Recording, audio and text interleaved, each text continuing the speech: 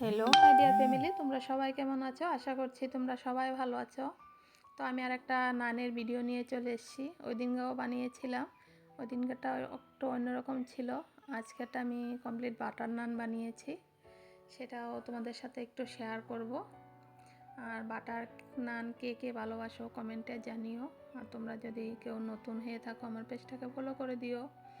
আর নতুন নতুন ভিডিও নিয়ে আসার চেষ্টা করব।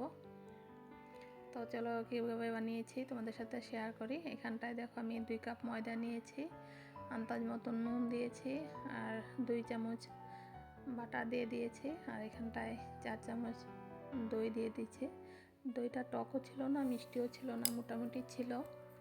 আর এখানটায় ইনস্ট্যান্ট ইস্ট দিয়ে দিয়েছি হাফ টেবিল স্পুন। আর এখানটায় দেখো হাতে ম্যাশ করে আমি জোয়ান দিয়ে দিয়েছি আর কালো জিরে দিয়ে দিয়েছি। এটাকে ভালো করে মিক্সড করে নেব। আর চিনিটা আমি প্রথমে দিতে ভুলে গিয়েছিলাম, এখন দিয়ে দিয়েছি, কিছু ব্যাপার না। এটাকে ভালো করে মিক্সড করে নেব। আর এখন উষ্ণ গরম দুধ দিয়ে এটাকে আমি সফট একটা ডো বানিয়ে নেব।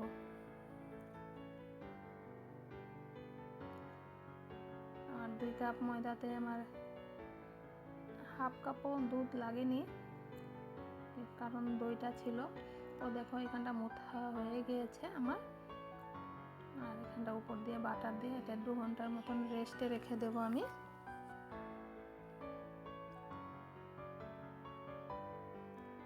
তো এটাকে ঢাকা দিয়ে রেখে দেবো আমি। তো 2 ঘন্টা হয়ে গেছে, দেখো কত সফট হয়েছে ডোটা।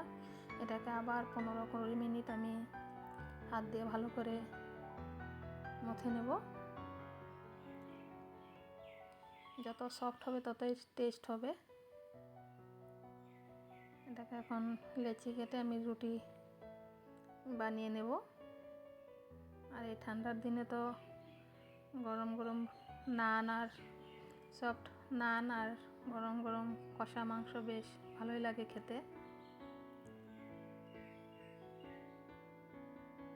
তো এগুলো আমি সেঁকে নেব। এখন উপর দিয়ে আমি বাটার দিয়ে দেব। আর খেতে দারুণ টেস্ট হয়, একবার তোমরা ট্রাই করে দেখো ঘরে। আর খুব সফট হয়।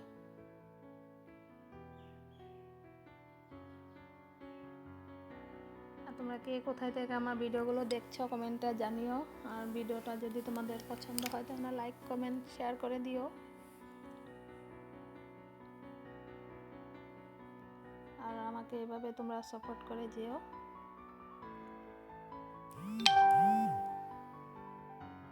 তো হয়ে গেছে, এটা আমি নামিয়ে নেব। তাহলে এখনকার মতন আসি, সবাই ভালো থেকো, সুস্থ থেকো।